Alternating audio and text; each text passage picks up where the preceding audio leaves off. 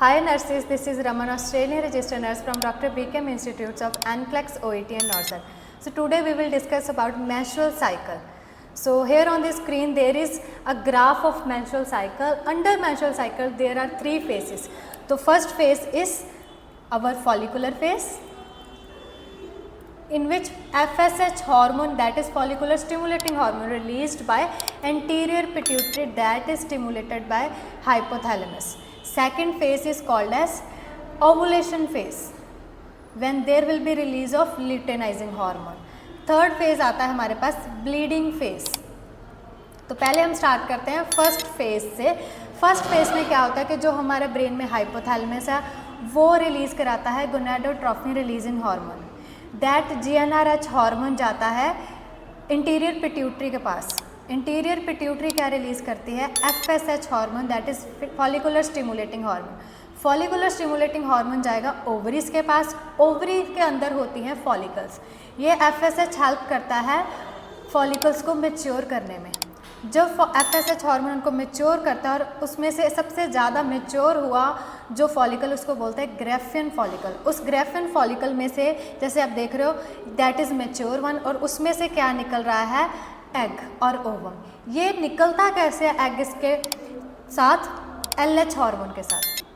There will be release of LH hormone from interior pituitary also. तो जब female का first half of cycle ख़त्म होता है तब रिलीज होता है LH हार्मोन. LH हार्मोन क्या करता है कि मेच्योर ग्रेफिन फॉलिकल में से एग को बाहर निकाल देगा, और जो पीछे मटेरियल बचता है उसको बोलते हैं corpus albicans, corpus luteum. Corpus luteum release कराता है दो main hormones, those are called as pregnancy hormones, oestrogen and progesterone. ये दोनों हार्मोन्स यूट्रस की इंटरनल लेयर को, एंडोमेट्रियम को थिक करते हैं और प्रिपेयर कर रहे होते हैं फीमेल के यूट्रस को प्रेगनेंसी के लिए.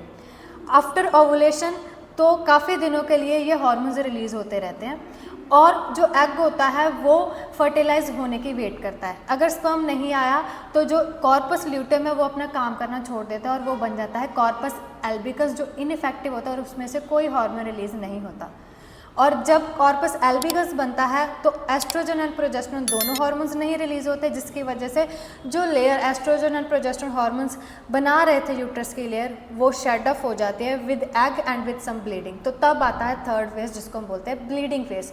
तो पहले फेज में है follicular stimulating hormone and maturation of follicle. Second phase में ओवुलेशन फेज जो होता है लुटेनाइजिंग हार्मोन की वजह से, जब एग निकलता है ग्रेफिन फॉलिकल में से. थर्ड हमारे पास फेज आता है ब्लीडिंग फेज, जो कि होता है जब लो होते हैं प्रोजेस्टेरोन एंड एस्ट्रोजन हार्मोन्स. तो इन हार्मोन्स की हेल्प से मेंस्ट्रुअल साइकिल रेगुलेट करता है.